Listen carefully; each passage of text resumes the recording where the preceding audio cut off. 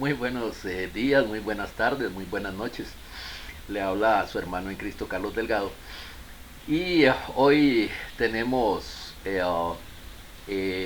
nuestro estudio en las parábolas de Jesús y estaremos estudiando la parábola del hijo pródigo. La parábola del hijo pródigo la encontramos en capítulo 15 de Lucas, versículos 11 al 32, y dice así la palabra de Dios.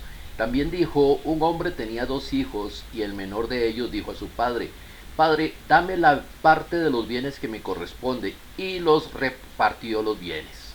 No muchos días después, juntándolo todo, el hijo menor se fue lejos a una provincia apartada, y allí desperdició sus bienes viviendo perdidamente. Y cuando todo lo hubo malgastado, vino un gran hambre en aquella provincia y comenzó a faltarle. Y fue y se arrimó a uno de los ciudadanos de aquella tierra, el cual le envió a su hacienda para que apacentase cerdos. Y deseaba llenar su vientre de las algarrobas que comían los cerdos, pero nadie le daba. Y volviendo en sí dijo: ¿cuántos jornaleros en casa de mi padre tienen abundancia de pan, y yo aquí perezco de hambre? Me levantaré e iré a mi padre y le diré: Padre, he pecado contra el cielo y contra ti. Ya no soy digno de ser llamado tu hijo. Hazme como a uno de tus jornaleros. Y levantándose vino a su padre. Y cuando aún estaba lejos, lo vio su padre y fue movido a misericordia, y corrió y se echó sobre su cuello y le besó. Y el hijo le dijo: Padre, he pecado contra el cielo y contra ti, y ya no soy digno de ser llamado tu hijo. Pero el padre dijo a sus siervos: sacad el mejor vestido y vestidle, y poned un anillo en su mano y calzado en sus pies, y traed el becerro gordo y matadlo, y comamos y hagamos fiesta, porque este mi hijo muerto era y ha revivido, se había perdido y es hallado. Y comenzaron a regocijarse. Y su hijo mayor estaba en el campo, y cuando vino y llegó cerca de la casa, oyó la música y las danzas. Llamando a uno de sus criados, le preguntó que qué era aquello. Él le dijo: tu hermano ha venido y tu padre ha hecho matar el becerro gordo, por haberle recibido bueno y sano. Entonces se enojó y no quería entrar. Salió por tanto su padre y le rogaba que entrase. Mas él, respondiendo, dijo a su padre: he aquí tantos años te sirvo, no habiéndote desobedecido jamás, y nunca me has dado ni un cabrito para gozarme con mis amigos. Pero cuando vino este tu hijo, que ha consumido tus bienes con rameras, has hecho matar para él el becerro gordo. Él entonces le dijo: hijo, tú siempre estás conmigo, y todas mis cosas son tuyas. Mas era necesario hacer fiesta y regocijarnos, porque este tu hermano era muerto y ha revivido, se había perdido y es hallado. Continúa Jesús haciendo ver a sus oyentes la importancia que se da en el cielo por cada alma perdida. Ya lo había ilustrado con una oveja y con una moneda de mucho valor. Ahora lo hace con la pérdida de un hijo. Comienza diciendo la parábola: también dijo: un hombre tenía dos hijos. El hijo mayor es la representación de los fariseos y los escribas, que profesaban ser piadosos, mientras que el menor es la representación de todos los que abiertamente se rebelan contra Dios. El drama que nos relatará el maestro es intenso y trágico. Sigue diciendo: y el menor de ellos dijo a su padre: Padre, dame la parte de los bienes que me corresponde. La ley mosaica ya había juzgado en cuanto a eso, según Deuteronomio 21:17. El hijo menor de dos hermanos tenía derecho a recibir la tercera parte de los bienes, ya que al primogénito le correspondía una doble porción. Y sigue diciendo el Señor: y le repartió los bienes. En realidad el padre no tenía la obligación de repartir nada, pues esta era la herencia que les correspondía hasta que él muriera. Aún así, respetó la voluntad de su hijo. No olvidemos que lo que aquí se está hablando debe ser traducido a la vida espiritual, y aunque el Señor lo presenta como algo material, lo hace para que sus oyentes puedan entenderlo. Y es que nadie es retenido en la casa del Padre contra su voluntad. Dios permite que el hombre tome sus decisiones. Cada cual tiene el derecho de seguir el camino que le guste, ya sea para bien o para mal. Así ha sido desde el principio. Dios le permitió al hombre en el huerto del Edén escoger si comía o no del fruto del árbol de la ciencia del bien y el mal, lógico. Y que como vemos en Génesis capítulo 3. En Josué 24:15 se plantea un reto al pueblo de Israel. Escogeos hoy a quién sirváis. El joven estaba cansado de la vida con su padre y deseaba una vida de libertinaje, aunque esta fuera falsa. Era una vida sin ningún gozo en realidad. Cada cual puede hacer lo que le guste, pero habiendo tomado su decisión, el hombre tiene que vivir con esa decisión y sus consecuencias. Dios siempre ha sido muy bueno, muy bondadoso con el hombre, como podemos ver en Mateo 5:45. Este hijo no tenía derecho de decir nada contra su padre, ya que él nunca le había hecho mal. Y sigue diciendo el Señor. No muchos días después, juntándolo todo, el hijo menor se fue lejos a una provincia apartada. En mis casi 50 años estar en el camino del Señor, he visto que los que quieren alejarse de la enseñanza y autoridad de Dios para ser independientes, comienzan por dejar de leer la Biblia, dejan de orar, de congregarse, se van alejando de la compañía de los demás cristianos para luego dedicarse libremente al pecado. Sigue diciendo el Señor, y allí desperdició sus bienes viviendo perdidamente. La famosa libertad que cree encontrar quien se aparta del Señor no es otra cosa más que una pérdida de valores, pérdida de buen nombre, pérdida de dinero y sobre todo el gran peligro de perder la salvación. Son muchos los que dicen que ser cristiano cuesta mucho, pero puedo afirmar que vivir en pecado cuesta más. A este joven le costó todo. Y sigue diciendo el Señor, y cuando todo lo hubo malgastado, vino una gran hambre en aquella provincia y comenzó a faltarle. Y fue y se arrimó a uno de los ciudadanos de aquella tierra, el cual le envió a su hacienda para que apacentase cerdos.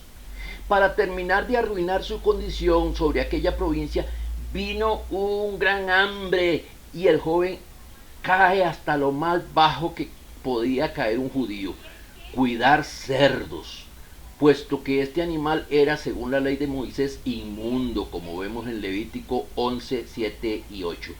Este animal era para el judío tan abominable que evitaba decir su nombre. Vuelve a decir el Señor, y deseaba llenar su vientre de las algarrobas que comían los cerdos, pero nadie le daba. La situación de este muchacho era tal que, aunque como judío sentía asco por los cerdos, el hambre que estaba pasando le hacía desear comer el alimento de los cerdos. No debe extrañarnos que quien le había empleado ni siquiera le diera de comer, porque esta es una ilustración de la degradación que produce servirle al diablo. Este joven tenía libre albedrío, pudo tomar la decisión de irse de la casa de su padre, pero no podía librarse de las consecuencias de su decisión. La tentación presenta al pecado como muy atractivo, muy deseable, y no se niega que el pecado mismo puede ser placentero. Sin embargo, la consecuencia del pecado es una terrible pesadilla. Esta es una descripción gráfica de la vida sin Cristo, una vida de miseria perpetua.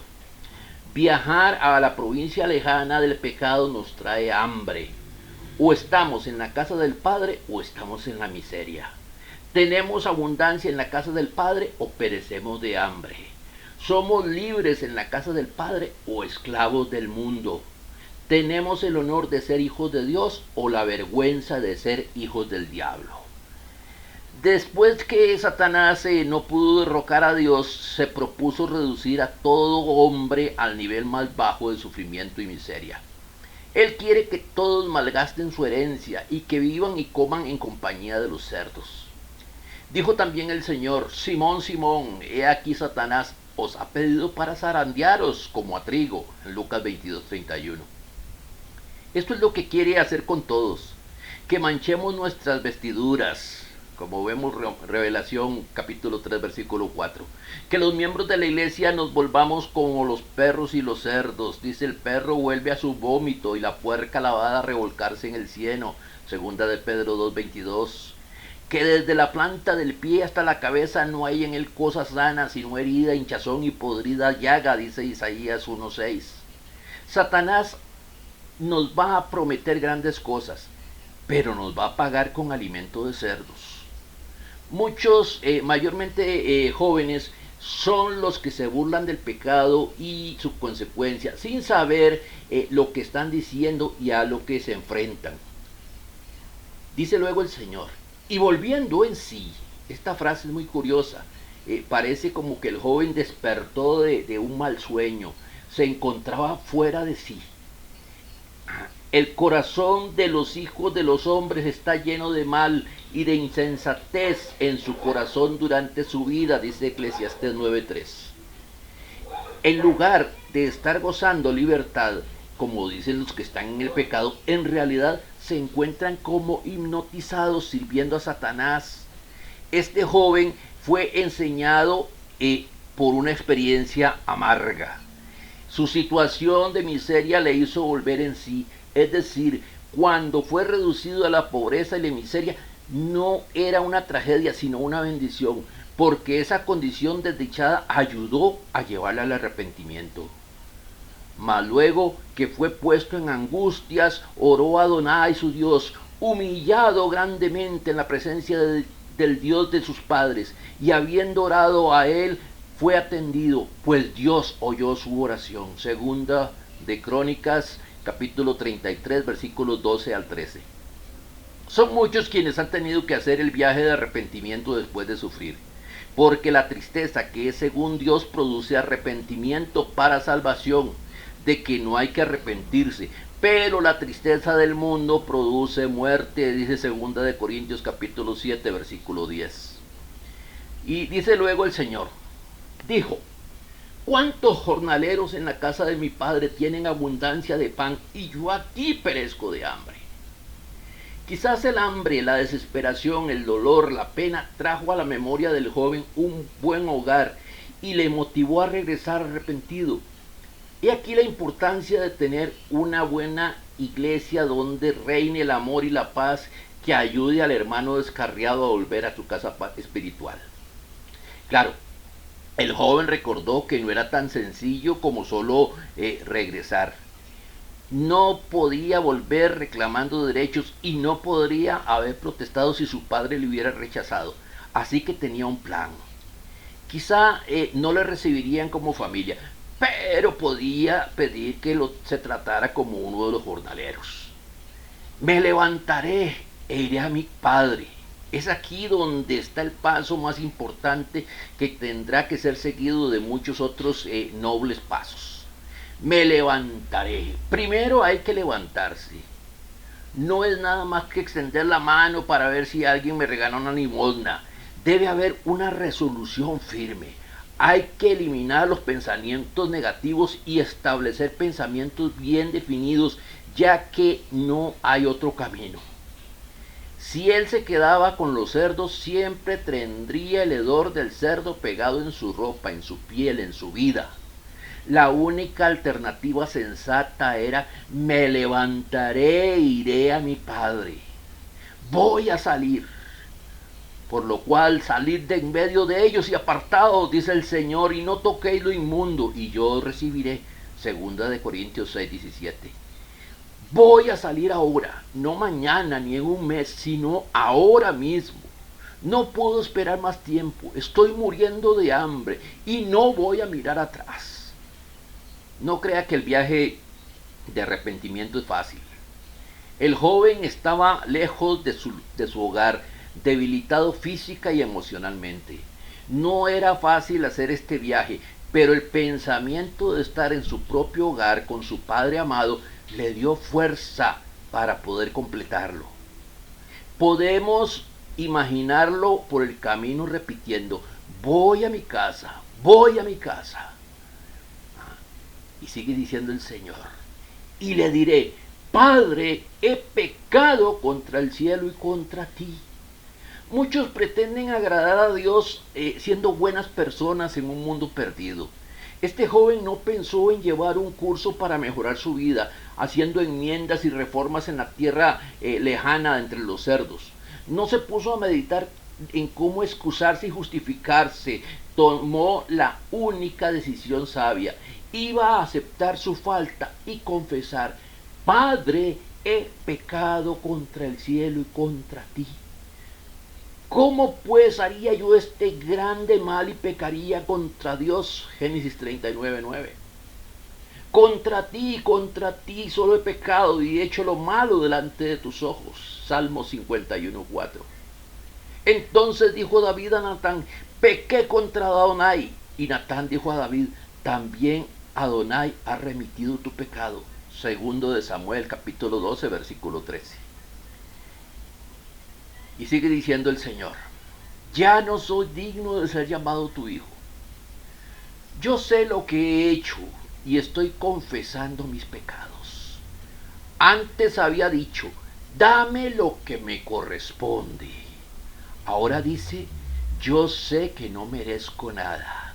No era digno de nada, pero era preferible ser un siervo en la casa de su padre a pasar la vida entre los cerdos. Hazme como a uno de tus jornaleros. Prefiero estar en el último lugar en la casa de mi padre. Este hombre se arrepintió genuinamente. En las parábolas de la oveja perdida y la moneda perdida se enfatizaba la búsqueda. En esta se explica cómo se perdió el hijo y cómo tuvo cambio de corazón y volvió al padre. Al salir decía: dame, y al volver decía: perdóname. No echa la culpa a otros, no trata de justificarse, no pensó que podía reformarse viviendo con los cerdos, simplemente reconoce que el pecado no satisface, sino que solo produce el hambre, y que sería locura perecer con hambre en lugar de volver a la casa de su padre, donde hay abundancia de pan aún para los jornaleros. Por eso toma otra decisión importante. Esta decisión requería humildad, pero también requería sensatez, porque no todo el mundo reducido a la miseria toma decisiones buenas. Algunos cometen suicidio como Judas, otros empiezan una vida de crimen o borrachera, pero este joven actuó con sobriedad y volvió a su padre. Y tened entendido que la paciencia de nuestro Señor es para salvación, dice segunda de Pedro, capítulo 3, versículo 15. Algo que la iglesia parece que ignora o que no está convencida es que ella debe convencer a los perdidos que pueden volver al Padre, pero además que Él sinceramente anhela su retorno, no para castigarlos, sino para perdonarles. Recuerdo que a un predicador que era feliz de enviar cartas a otras congregaciones con el nombre de las personas que habían caído en pecado y eran cortadas de comunión. Eso era algo negativo y no es de Cristo en realidad. Es indispensable que todos lo sepan. La puerta está abierta. Todo miembro de la iglesia debe compartir esta actitud benévola del Padre, la buena disposición de recibir con gozo al perdido arrepentido. Cuán importante es que el pecador sepa que las puertas de la iglesia están abiertas para recibirlo con gozo. Cuán importante es que los brazos de los miembros siempre estén abiertos para recibir con gozo al hermano descarriado. Y sigue diciendo el Señor: y levantándose vino a su padre. Y cuando aún estaba lejos, lo vio el padre y fue movido a misericordia y corrió y se echó sobre su cuello y le besó. Arrepentirse es más que decirlo, es una acción. La actitud del padre también debe destacarse. No le reprochó su mal vivir, no le dijo que olía a puerco, no le reclama la pérdida tan grande de dinero, sino que en una escena sumamente emocionante corre a él, lo abraza y lo besa. No solo el hijo había estado sufriendo. Hace unos años uno de mis hijos comenzó a portarse mal y a usar drogas, así que tuve que pedirle que saliera de la casa. Estuvo 2 semanas fuera y como trabajábamos cerca, yo lo miraba desde lejos y mi corazón se partía. Así, la imagen que Jesús pinta de este padre bien indica que estaba muy afligido y muy ansioso de ver a su hijo.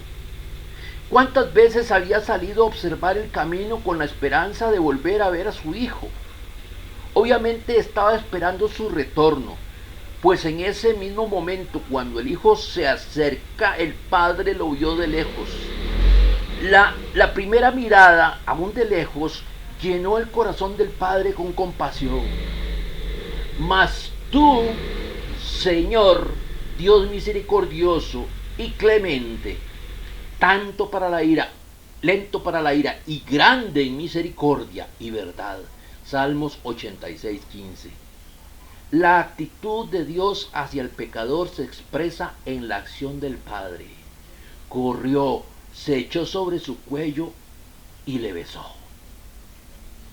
Y el hijo le dijo: Padre, he pecado contra el cielo y contra ti, y ya no soy digno de ser llamado tu hijo. El joven no se excusa, no le pide al padre que comprenda su juventud, las pasiones o las atracciones del mundo, sino que le dice: he pecado. Algunos manuscritos antiguos agregan: hazme como uno de tus trabajadores. No sabemos si dijo esto, pero probablemente el padre, ya habiendo oído lo suficiente para ver la humildad del hijo, lo interrumpió y no lo dejó terminar. Pero el padre dijo a sus siervos: sacad el mejor vestido y vestidle. En gran manera me gozaré en Adonai, mi alma se alegrará en mi Dios, porque me vistió con vestiduras de salvación, me rodeó de manto de justicia, como a novio me atavió y como a novia adornada con sus joyas. Isaías 61:10. Porque todos los que habéis sido bautizados en Cristo, de Cristo estáis revestidos. Gálatas 3:27. Y poned un anillo en su mano y calzado a sus pies. Esto lo identificaba no como un esclavo, porque estos iban descalzos, sino como un hijo. Dice: y traed al becerro gordo y matadlo, y comamos y hagamos fiesta. Aderezad mesa delante de mí en presencia de mis angustiadores. Unges mi cabeza con aceite, mi copa está rebosando, dice el Salmo 23:5. Es probable que aquel muchacho hubiese estado contento si el padre hubiera dicho: ve a la cocina para ver si hay sobrantes. Pero en lugar de eso, el padre le preparó un banquete. Y sigue diciendo el Señor: porque este mi hijo muerto era y ha revivido, se había perdido y es hallado. Y comenzaron a regocijarse. Debemos leer Romanos 6:13, Efesios 2:1, Primera de Timoteo 5:6, Revelación 3:1. Todos en la casa estaban en celebración. Todos. Bueno, veamos. Y su hijo mayor estaba en el campo, y cuando vino y llegó cerca de la casa, oyó la música y las danzas, y llamando a uno de los criados le preguntó qué era aquello. Él le dijo: tu hermano ha venido y tu padre ha hecho matar el becerro gordo por haberle recibido bueno y sano. Entonces se enojó y no quería entrar. Ahora el enfoque cambia. Ya el hijo pródigo está en la fiesta, ha sido recuperado. Pero el hermano mayor, que representa no solo a los fariseos y los escribas, sino también a todos los que se justifican a sí mismos y menosprecian a los perdidos, creía que no habría cupo para los dos hermanos en la misma casa, que esto no era justo. Es obvio que al hablar del hijo mayor, Jesús pinta la imagen de los fariseos y los escribas, que murmuraban diciendo: a los pecadores recibe y con ellos come. Lucas 15:2. Si vemos con cuidado, hay dos hijos pródigos en esta parábola, dos hijos perdidos. A pesar de haberse mantenido dócilmente en la casa, el hermano mayor estaba perdido por causa de su actitud hacia su hermano menor. Las obras de la carne no solamente incluyen la fornicación y la borrachera, sino también el odio, la envidia y la amargura. Gálatas 5:19-21 y Efesios 4:31. Salió por tanto el padre y le rogaba que entrase. Lucas 13:34. Mas él, respondiendo, dijo al padre: he aquí tantos años te sirvo. Ni siquiera le dice padre, como lo hizo el hijo pródigo. A pesar de no haber hecho lo que hizo su hermano, su vida en la casa de su padre no era feliz. Él consideraba que era de puro servicio frío, literalmente trabajo de esclavo, no habiendo desobedecido jamás. El hijo pródigo había llegado con humildad, pero el hermano mayor estaba orgulloso de sí mismo y quería ser reconocido. Se creía superior a su hermano menor, que era moral, y su hermano era inmoral. De esta manera pensaban los fariseos y los escribas: no soy como los otros hombres, ladrones, injustos, adúlteros, ni aun como este publicano. Ayuno 2 veces a la semana, doy diezmo de todo lo que gano. Lucas 18, 9, 11 al 2 también. Y nunca me has dado ni un cabrito para gozarme con mis amigos. El hermano mayor no solamente está enojado con su hermano menor, sino que también reprocha a su padre. Si el padre nunca le había dado, fue porque para él todo era merecido. No entendía nada de dádiva y gracia. Y sigue diciendo: pero cuando vino este tu hijo, que ha consumido tus bienes con rameras, has hecho matar para él el becerro gordo. Él entonces le dijo: hijo, tú siempre estás conmigo y todas mis cosas son tuyas. Este hermano mayor no se consideraba parte de la familia. No le dice padre a su padre, no le dice hermano a su hermano. En realidad él mismo se miraba como un esclavo más. Pero el padre amaba a los dos hijos. Tengamos cuidado con nuestro corazón. Para nosotros es más fácil amar al hijo pródigo que al hermano mayor, pero Dios ama a los dos y desea que ambos sean salvos. Mas era necesario hacer fiesta y regocijarnos. Dice a su hijo: celebrar era obligatorio. Era la única cosa correcta y adecuada de hacer en este momento. Entonces, oídas estas cosas, callaron y glorificaron a Dios, diciendo: de manera que también a los gentiles ha dado Dios arrepentimiento para la vida. Hechos 11:18. Porque este tu hermano era muerto y ha revivido, se había perdido y es hallado. Debía regocijarse, porque como el padre había ganado a su hijo como resucitado de los muertos, así también él había recobrado a su hermano. Esta parábola es una de las más conmovedoras. Sin embargo, al leer la historia del hermano mayor, los escribas y fariseos vemos que rehusaron regocijarse con Jesús en la salvación de los pecadores. En la siguiente Pascua ellos lleváronse resentimiento contra él al punto del homicidio. Y en el año 70 la herencia les fue quitada de sus manos. Bien, mi querido amigo, mi querido hermano, tengamos presente en nuestra mente y en nuestro corazón: somos como el hijo pródigo que volvió arrepentido, que volvió con un corazón compungido, o somos como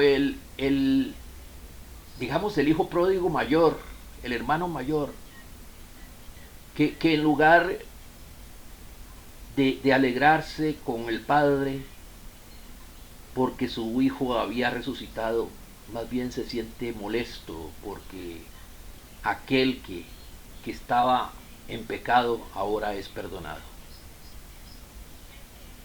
¿Cómo somos?